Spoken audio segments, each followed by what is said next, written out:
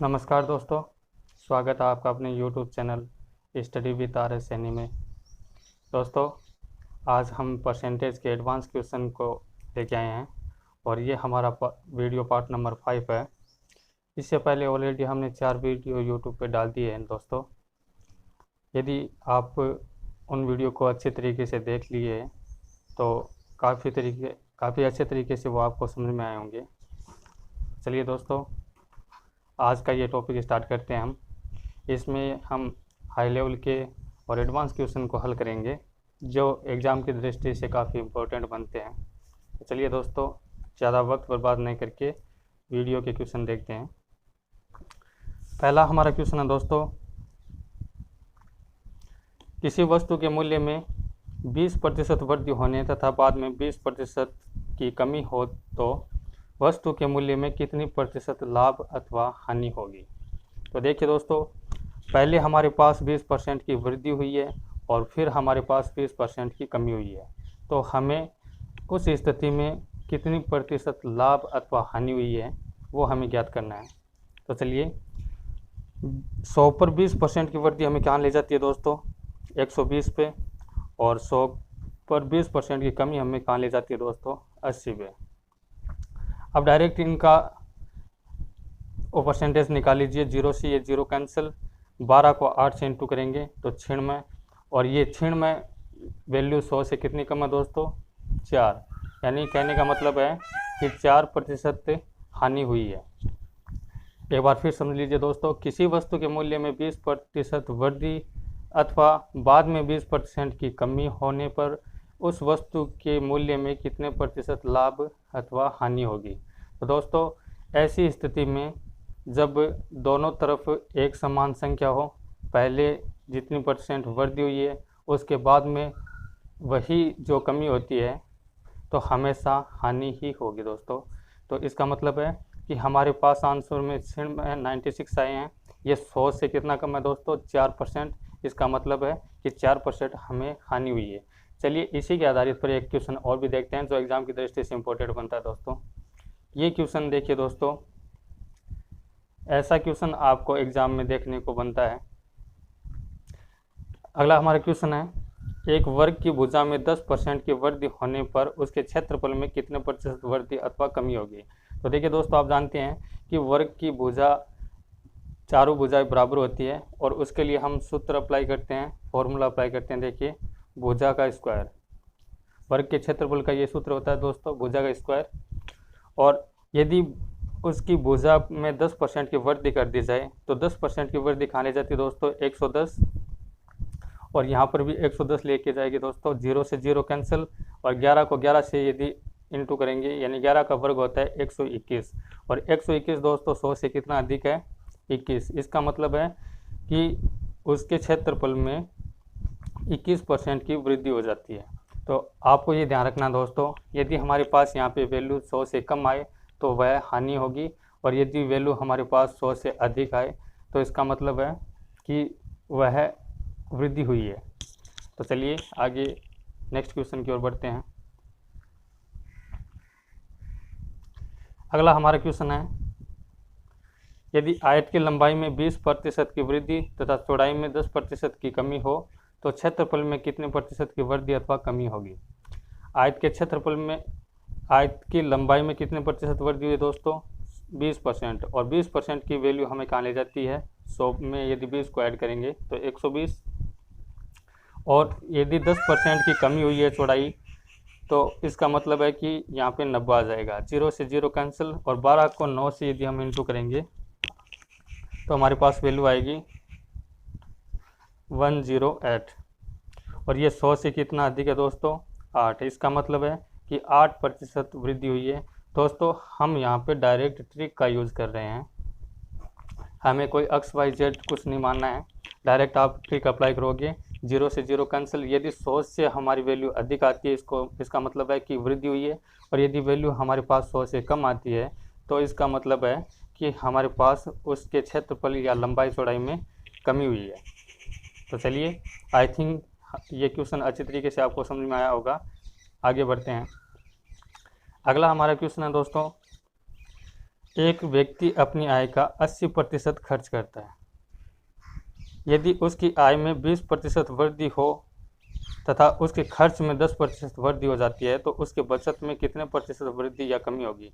देखिए दोस्तों, इस क्वेश्चन को हल करने से पहले मैं आपको ऊपर वाले क्वेश्चन में थोड़ी सी बातें और बता देता हूँ ताकि आपको अच्छी तरीके से वो वैल्यू है आपको ध्यान में रहे और क्वेश्चन को आप अच्छी तरीके से कम सेकंड में आप एग्ज़ाम में सोल्व आउट कर सकते हो।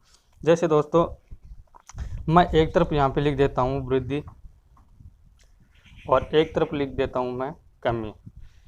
10% की वृद्धि या 10% की कमी, 20% की वृद्धि या 20% की कमी, 30% की वृद्धि, 30% की कमी, 40% की वृद्धि और 40% की कमी, या फिर यहाँ पे मैं लिख देता हूँ कि 15% की वृद्धि अथवा 15% की कमी।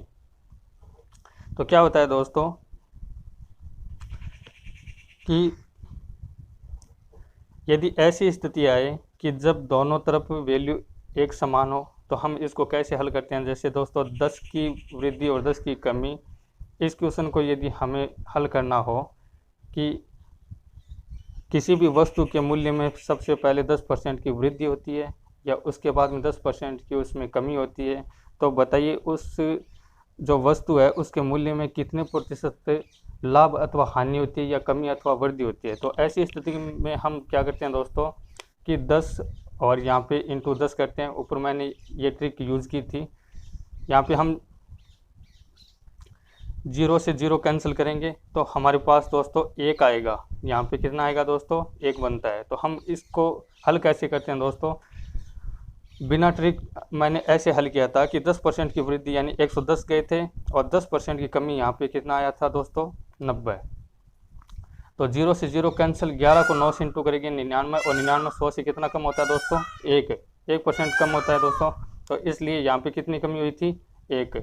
और 20% की वृद्धि हमें कहाँ ले जाएगी दोस्तों, 120 पे, और 20% की कमी हमें ले जाएगी 80 पे। 0 से 0 कैंसिल, 12 को 8 से यदि हम इंटू करते हैं तो 96 आएंगे और ये 100 से कितना कम है दोस्तों, 4%। इसका मतलब है कि 4% की कमी हुई थी।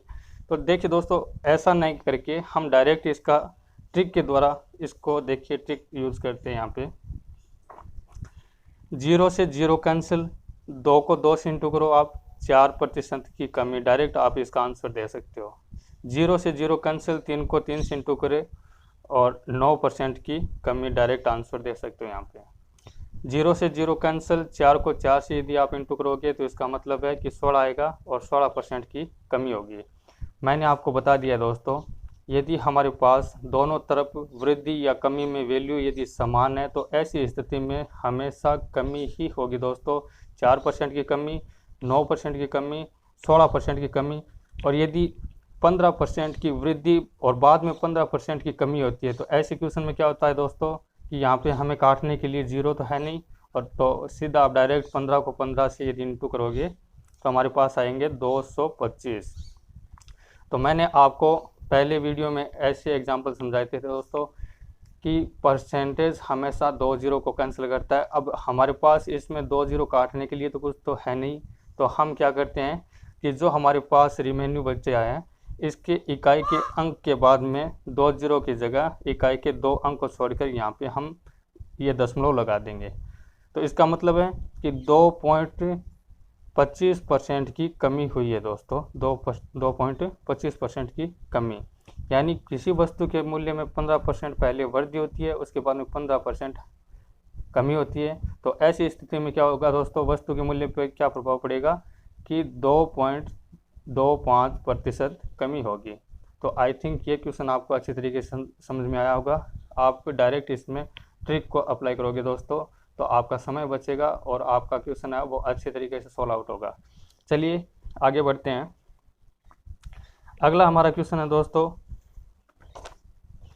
कि एक व्यक्ति अपनी आय का 80% खर्च करता है। यदि उसकी आय में 20% वृद्धि हो जाती है तो उसके खर्च में 10% वृद्धि हो जाती है तो उसकी बचत में कितने प्रतिशत वृद्धि या कमी होगी दोस्तों।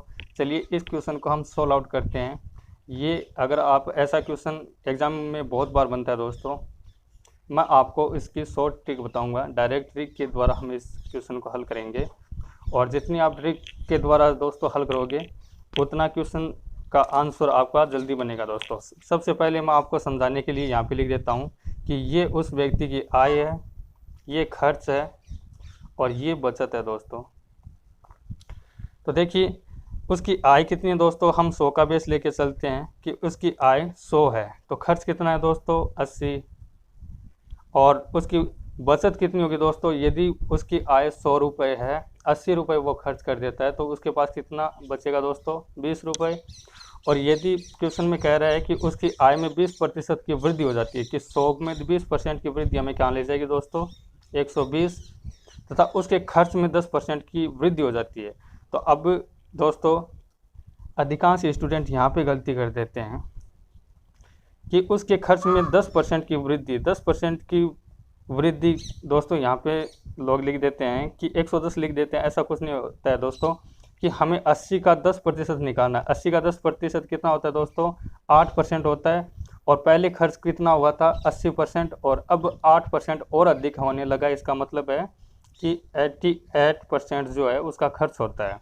तो 120 उसकी इनकम है और 88 रुपीज़ वो खर्च कर देता है दोस्तों। तो उसके पास बचत कितनी है, 120 में से आप 88 को माइनस कर दोगे तो हमारे पास रेवेन्यू बचेगी 32। तो अब देखिए दोस्तों, अब हमारा आंसर आ चुका है कि इसमें डिफरेंस कितने का दोस्तों 12 का। 32 में से यदि 20 घटाएंगे हम तो कितना आएगा दोस्तों 12। यहाँ पे हम 12 लिख देते हैं, और बट्टे में हमें बचत, उसके बचत का कितना प्रतिशत वृद्धि या कमी होती है। हमें बचत से मतलब है, इसका मतलब है कि पहले वाली बचत को बट्टे में दे दीजिए और डायरेक्ट आप 100 से गुणा कर दीजिए, हमारा क्वेश्चन हल हो जाएगा। यदि 12 को 5 से आप इंटू करोगे तो 60% आएगा। अब एक बार वापस क्वेश्चन को समझ लीजिए दोस्तों। एक व्यक्ति अपनी आय का 80% खर्च करता है। यदि उसकी आय में 20% वृद्धि हो जाती है तथा उसके खर्च में 10% वृद्धि हो जाती है तो उसके बचत में कितने प्रतिशत वृद्धि या कमी होगी दोस्तों। तो उसके बचत में कितनी प्रतिशत वृद्धि या कमी होगी दोस्तों 60% की। वापस यहाँ पे देखिए कि पहले उसके पास इनकम, उसकी आय थी 100 रुपये, और उसने 80 रुपये खर्च किए थे और 20 रुपये उसके पास बचे थे। उसके बाद में 20% उसकी आय में वृद्धि होने पर खर्च कितना हुआ दोस्तों 88%, और बचत कितनी हुई दोस्तों 32%। 20 और 32 में अंतर कितने का दोस्तों 12 का, और 12 यहाँ पे वैल्यू हम रख देते हैं। बात बचत की हो रही है, यानी तुलना इससे हो रही है, कंपैरिजन इससे हो रहा है, तो ये वैल्यू 20 जो है वो नीचे बट्टे में आएगी, डिवाइड में आएगी, और इंटू 100 से गुणा कर दीजिए। डायरेक्ट आपके पास ये आंसर निकल के आ जाएगा 60%। चलिए दोस्तों, आई थिंक ये क्वेश्चन आपको अच्छी तरीके से समझ में आया होगा। ये क्वेश्चन एग्जाम की दृष्टि से इम्पोर्टेंट बनता है दोस्तों। यदि आप पटवार, राजस्थान पुलिस या हो तो आपके लिए ये वीडियो काफ़ी हेल्पफुल रहेगा दोस्तों। आगे बढ़ते हैं। अगला हमारा क्वेश्चन है दोस्तों, 400 लीटर नमक व पानी के मिश्रण में 40% पानी है। इसमें कितना लीटर पानी और मिलाया जाए कि पानी की मात्रा 60% हो जाए। तो दोस्तों ये क्वेश्चन एग्जाम की दृष्टि से काफ़ी इंपॉर्टेंट बनता है। मैं यहाँ पे लिख देता हूँ, वेरी इंपॉर्टेंट क्वेश्चन है एग्जाम की दृष्टि से। तो इसको समझने की कोशिश कीजिए दोस्तों। मैं यहाँ पे आपको डायग्राम के द्वारा समझाता हूँ। जैसे ये नमक है, ये किसी भी प्रकार का ये दोस्तों ये घोल है आपका। तो इस मिश्रण, ये मिश्रण है टोटल 400 लीटर का। ये 400 लीटर का मिश्रण है दोस्तों। यहाँ पे मैं नमक लिख देता हूँ और यहाँ पे मैं लिख देता हूँ पानी। दोस्तों हमारे पास नमक व पानी के मिश्रण में 40% पानी है, तो नमक की मात्रा कितनी हो जाएगी दोस्तों 60%। और दूसरी कंडीशन में हमें कहा गया है कि इसमें कितना लीटर पानी और मिलाया जाए कि पानी की मात्रा 60% हो जाए। यदि पानी की मात्रा 60% होगी तो दोस्तों नमक की मात्रा कितनी होगी 40%। तो अब मैं आपको एक ट्रिक बताता हूँ, आप उसको अप्लाई कीजिएगा और आपका क्वेश्चन का जो आंसर है वो सेकंडों में हल होके आ जाएगा। ऐसे क्वेश्चन का आंसर डायरेक्ट आप निकाल सकते हो दोस्तों। मैं आपको यकीन दिलवाता हूँ कि ऐसी ट्रिक आपको कहीं पे देखने को नहीं मिलेगी। तो वो ट्रिक कौन सी है दोस्तों, कि जिस वस्तु को मैं यहाँ पे लिख देता हूँ, जिस वस्तु को मिलाया जाए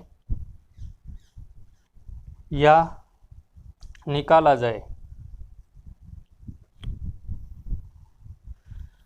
उसको उपयोग